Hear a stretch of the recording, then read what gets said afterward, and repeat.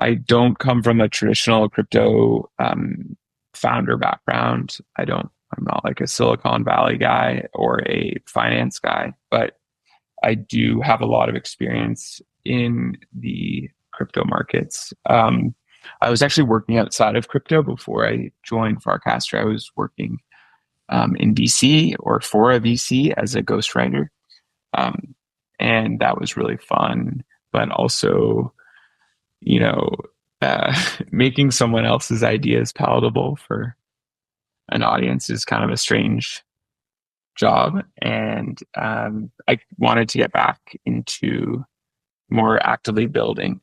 One thing that I said before I joined Farcaster was that I needed to finish whatever I started. Like I needed to see projects through more uh, to their conclusion because I had been involved in a lot of like early stage kind of community building in crypto, but I hadn't gone, stayed with a project through You were to like focused on a specific stage, basically. exactly. And so that was um, a big shift. And I think it was just a mindset shift. And so I joined Farcaster. I'd always like known about it. I thought Dan's policy of making you DM him was really lame and like cringe. Just because crypto is supposed to be open and permissionless. And so I only joined after I saw DGen going up, and I was like, What is this? Why do I not know anything about this? Usually you know something." Um, and I joined, and I pretty quickly thought that this is something that is very exciting. And I made an account called Proxystudio and kind of had this idea of what I might do. And that's how I started. I think I bridged zero point 0.3 ETH to base and made that account in What February, like was February 5th. what was the like seed of the idea when you first started Proxy Studio at that point? I had been working in this kind of like adventure adjacent role, and I was really interested in different funding models for very, very early stage development. One thing that I've always thought about crypto is it's just like the best method to take a idea and find kind of attention and capital. Like just being in these kind of coin markets, being in the DAO craze, seeing how people were able to translate their social capital to material capital was eye opening. And I thought Farcaster seemed uniquely well suited for that. So I thought I'm going to start an open venture studio where both the funding and the contributions come from the network, and we're going to like, find promising opportunities, ship projects, uh, you know, leaning into them, and then kind of roll out companies from that. And so that was contemplated as a little bit more of still like a stage specific idea versus this later sort of wanting to really see things through more so. No, the seeing things through was more like a personal commitment. I was just like, all right, buddy, time to like buck up and you're gonna join Farcaster and just spend like, 12 months grinding, and you're not gonna quit if every number goes down. You are gonna like commit to doing something. You have some savings, you can do this. And Well, it's worked um out pretty well so far, huh? it's been really amazing. I've had an amazing year in Farcaster. I feel like the network has been it like embraced me and was super open to the contributions that I gave it.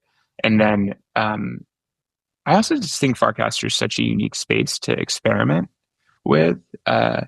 There's this ability you have to like fail in public on Farcaster that I don't know if it exists in the same way elsewhere, but for me felt very unique. Yeah, no, I agree. It's an interesting thing that I've sort of felt ever since joining. I joined like more like 2.5 years ago, and I feel like Whoa. my sort of you know, engagement on Farcaster has been like a pretty steady line up and to the right, like pretty slow over that period of time, but just continues to go up. It started with basically like mirroring posts from Twitter, and then now it's like vast majority of what I'm doing is on Farcaster, and occasionally I'll like cross post to Twitter. Basically, it's sort of like flipped on its head. But it's just I think there's this interesting element where like such a high percentage of the people on Farcaster are builders. And sometimes I wonder, like, it's just like builders building for builders almost. There's like no like, pure Dude. consumers who are just like, looking to do things. They're looking to like sort of, interact. Like everyone is building something of their own. And then all of these people who are building their own things are also like interacting with others' things. And I wonder, I mean, over time, if Farcaster does materially expand into like a Twitter scale thing or whatever it might be, that ratio obviously has to change unless, if it didn't, the implication would be that everyone in the world has sort of become like a builder of some sort, which I suppose is, the percentage of builders in the world could certainly increase just with like lower friction to do so with AI and whatever else. Certainly, depending on how you define a builder, also like, launching a token years ago, you might have had to like raise VC and get a bunch of lawyers and whatever, and now you tag the Clanker bot and you're good to go. So the friction to Yep. building definitely has gone down. And so it's not totally unreasonable to speculate that a larger But not number of people everyone will build. not everyone Right. wants to build. I think like I agree. listen, I think this is the core problem that I have had with Farcaster over the years. It's this incredible environment with tons of talented builders, but it's also this really controlled and almost safe sandbox. And on the positive side of this is you can fail. So you can try things and get creative, and the stakes feel a little bit lower if you're, unless you're like the Merkle team, or have raised venture funding for your product. But for someone like me, right, the stakes are defined by, were defined by my relationship to a network of people that I developed a trust relationship with, where they were like subscribing to my hyper sub, and later, participating in different projects, and that gave me a lot of room. But on the other hand, I was contributing to a DAO that, my community, Proxystudio and FBI, kind of incubated together. And that DAO is called ProxySwap DAO, is called, and we were tracking 30 active daily users on, a relatively essentially dead L3 on DGen chain. And seeing that low level of activity, now granted, that was kind of the backwater of Farcaster, which in and of itself uh, has felt a little bit like a backwater for some of this year.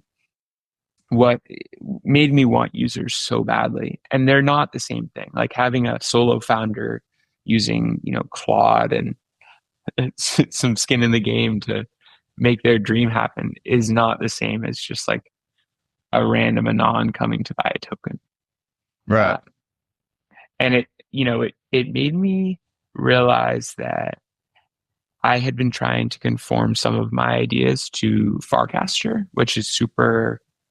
Everyone's obsessed with like consumer crypto or social products that are non-speculative, and that was kind of just fading the entire like strengths of the crypto markets, because the crypto markets do have users, they do exist. It's not like, they all need to be onboarded from normie land where people don't speculate. They exist. We just weren't really making stuff that they were super interested in. But when like Yasik did, uh, he found a bunch of users and onboarded a bunch of them, and that opened my eyes a bit. So what was the origin story for Clanker? Like, how did you come up with the idea? Was it inspired or influenced by previous things you'd work on or other things existing? And how did it come to Yeah, be? Over what timeline, et cetera? I think, if we had an hour, I could probably string together a story from like the first day I joined Farcaster to Clanker launch, right? It's all connected. Clanker was influenced by a whole process of building with other people, interacting with products that people launched and around me, and also just like working with devs a lot more and learning a lot of technical skills. I would say to make a long story short, um, I had been working with contract devs on Proxy Swap DAO for a long time, and these are great devs who did some really good work, but they were paid a retainer that based on a certain amount of time, and so just kind of inherently that relationship is less long term. It's more like focused on a specific deliverable, and uh, we were struggling essentially to build products that got any use. And during that time, I ended up meeting this guy named Jack Dishman.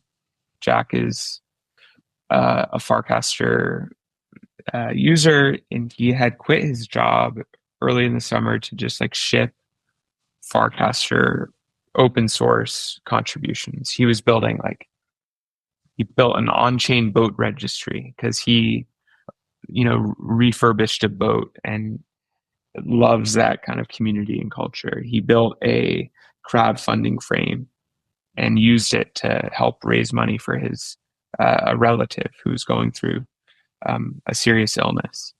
And I donated to that crowdfunding frame, and I won a raffle to take a ride on his boat. And Uh-huh. it was supposed to be a group of us, but um, it ended up being just me, Jack, and his brother, and one of their friends. And we spent a like perfect summer day riding around on this boat outside the city that we both happen to be living in right now. Um, and Jack and I talked. Talked about the work I was doing. He talked about all the stuff he was doing. And at the end of the day, I said, dude, like we should just build together, like just maybe an experiment, have some fun. Jack was super down. We started building. Fast forward kind of a month or two, I was pretty convinced I needed a technical co-founder to make something go bigger. I had been thinking a lot about how um, it made sense that social markets should, or sorry, that social networks should be much more linked with crypto markets. And I had been thinking about basically trading app that brought social data and Farcaster data into a trading environment. And so I was kind of thinking like the opposite way that Clanker is, and um, had been building around that. And Jack and I started building out as a side project a Farcaster native launch pad called Pump.LinkedIn. And this was like it was kind of a weird product, but the idea was basically that in order to launch a coin, you would have to send an application to Farcaster Network. And that application would be, you could like, I don't know, say you were going to launch something, you could tag Ox Designer, you could tag me and Dan Romero, and they would all have to give you a referral uh, in order for your coin to get deployed. And so we thought of it as like a job application on LinkedIn. You get like vouchers from people. And we've been building this, making slow, steady progress. And I was really impressed that Jack he was just kind of delivering in a way I wasn't used to, at a pace I wasn't used to. Uh, Eventually, I was like, oh, this dude's going to get a job, like a real job. I think he applied to jobs at like Base and some other ecosystem projects, and I gave him referrals for some of these jobs. And eventually, I was just like, dude, do you want to spend a week working out of my mom's empty office downtown because her company like doesn't really use it anymore? And um, he said yeah, and we said, okay, let's pick an idea that we can just build in 5 days. And that is how we got to building Clanker. Um, the one thing I would say is that we did not start by building Clanker. We had a different idea, which was called Rogue Agent, which was basically that we were going to construct a experience where users would feel as though an agent went rogue. And that was kind of the whole concept. And we didn't know how to do it. We had never built with agents, or Jack had done all this AI stuff, but kind of like wasn't into agents. And I had no idea really. I just was reading stuff. And then we got into the weeds. We built out the functionality the bot would need, which would be coin deployment and swapping and interacting, through an account. And kind of by accident on day 3 on a Wednesday, we realized that we'd built this highly functional launchpad agent. And I kind of just liked the user experience. Um, One project that was really influential was also Martin's Ethernet. Yeah. It stunned me that this like solo dev built a bot that just talked to people and that had a wallet that kind of Martin was controlling, but also maybe had taught like he could allow the bot to do certain things. And people were going nuts over it early. Like I think it launched a mint that went to some absurd market cap. And it felt like this pent up energy.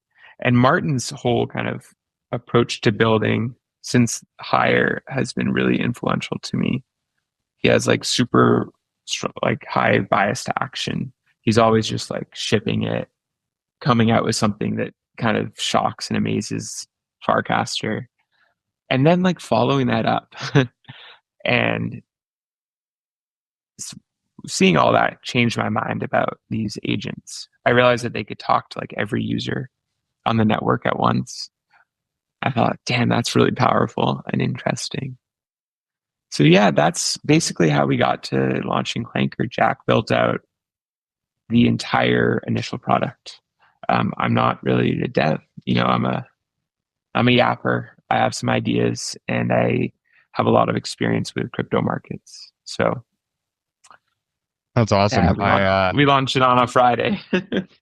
I always love hearing stories of like how these things come to be and like literally your decision to like I always am sort of just in awe of like the butterfly effect, if you will, and like you sort of made this decision to donate to this through this frame that he built, which is Yep. like probably, one of a million decisions you made that day, like not something that you would have considered to be consequential at all. And then that leads to you on the boat with him and you just happen to live in the same city. Otherwise, even if he had offered you that, you probably wouldn't have Yes. like flown to go on the boat. And then like you're on the boat, decide to build.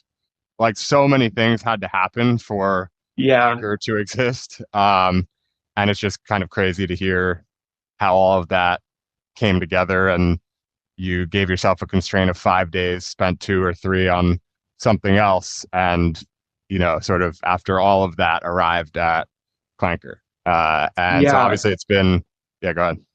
No, I was just gonna say, the thing I like about Planker is that it wasn't as though we set out to make a bunch of coins go to a high market cap.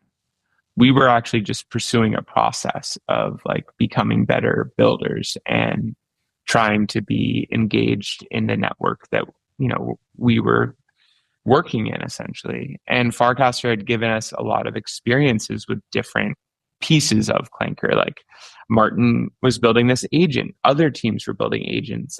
Ask Gina was a great agent that had all this cool like market functionality, but was just talking to users. And I talked to that team and they were awesome. Um, Jack had been building all this different tech that and he was talking to me about how he was struggling to get distribution for his products. And I think I said to him on the boat, like, dude, I can help with that. Because I had a slightly larger Farcaster following. But we had And no a idea. bias and a bias for yapping. Yes, a bias for yapping.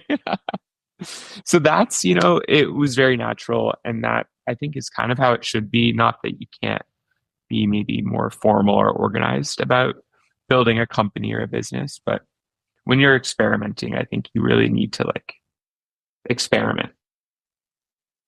Yeah, no, I totally agree. And I think the more traditional, like sort of foreseeable path of like going and starting a startup is obviously it works in a lot of cases, but it seems to me that the more successful ones tend to have less traditional origin stories. Yeah. And kind of makes sense given that you have to do something materially different to stand out from a crowd of a bunch of companies, trying to do the next best thing. Well, I know, even oh, go ahead. think. I was just gonna say, think about Clanker. Right now, there's probably six agent launch pads. A bunch of them have forked our V0 contract, and I keep wanting to DM them like, "Yo, fork our V1. It's a better contract." But I saw your cast we on that. It's like, hey guys, like this, you're forking an archive yeah, launch. it's like you really shouldn't like yeah, I think it will be safe, but like you should we have better tech available and it's right there. If you can fork V0, you can fork V1. Yeah, it's like by all means copy us, but copy us better. Exactly.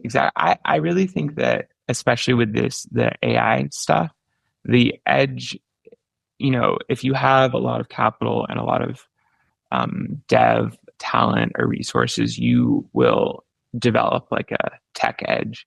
But to me, the edge that we had was that we were doing the right thing at the right time, and thinking about new ways that users were engaging with products in crypto that was super influenced by all the work everyone around us was doing. Um, and was super influenced just by like what Farcaster kind of is. And so we weren't really thinking in those conventional mindsets, and that opened up some space for um, a bunch of things to happen. And also, to be clear, I think we were well positioned to be lucky. And so now is maybe more when whatever talent we have will show over time as we make decisions that are super pivotal for like growth or death. Yeah. So I know we are on a super tight time window here with like 2 minutes left or something like that, and appreciate the time that you did spend. And we'll hopefully have some more conversations. And Yeah. this was a nice little V1. But in closing, I'm probably gonna go. I've got this new thing going with this new podcast. I just like sort of turn it around when I feel like it, like immediately. So I'm probably Cool. just gonna post this today.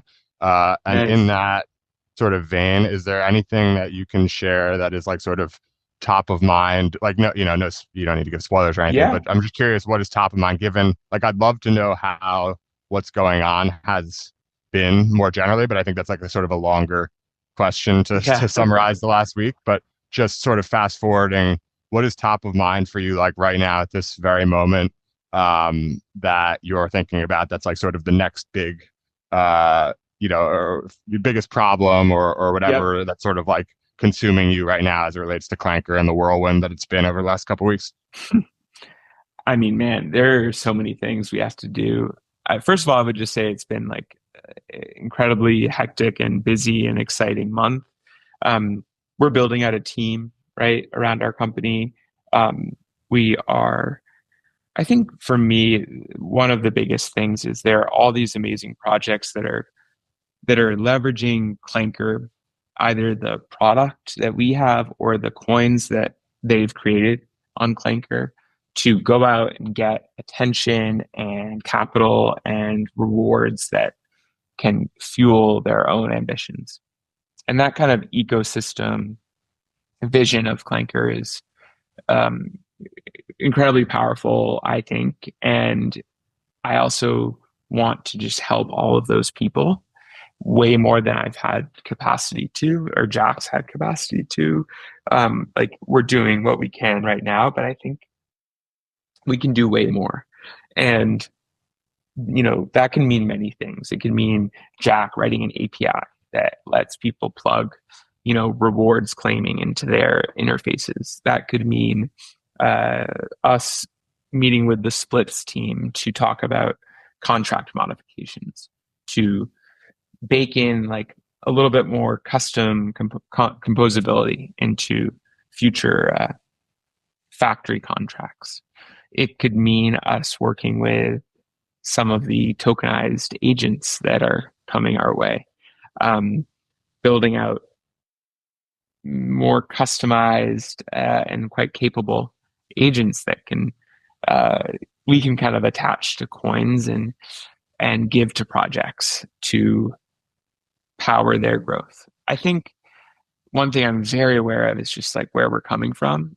And that's the Purple app, right? Like, we love it. We're all for it. But a lot of people do not pay attention to what we do. Or maybe they pay attention, but like they're late and they don't really go over the bridge and spend enough time to for that to be enough. And I think I am spending a lot more time like going out into the world and saying, hey, come over. We got something cooking. We want you to build on us and trade with us and use our product. And we want your feedback and knowledge.